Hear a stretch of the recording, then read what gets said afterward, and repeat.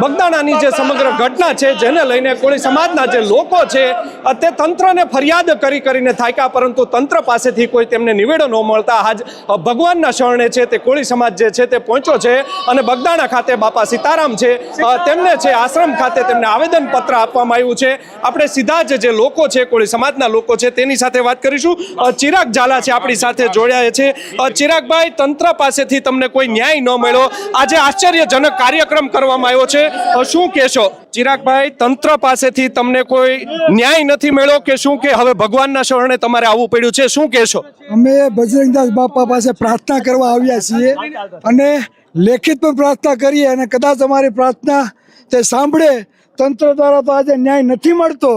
એવડો શ્રદ્ધાળુ આ કોળી સમાજ જે બજરંગદાસ બાપાના ધામમાં અનંત સેવા કરે છે, તો બજરંગદાસ બાપાને અમે પ્રાર્થના કરીએ કે અમારા નવનીતભાઈને વહેલામાં વહેલી તકે સ્વસ્થ કરે અને તેને ન્યાય મળે અને જે આરોપી બરાબર ખુલ્લે આમ ફરે છે તેને પણ સજા અપાવે તેવી અમે બજરંગદાસ બાપાને પ્રાર્થના કરવા આવ્યા છીએ।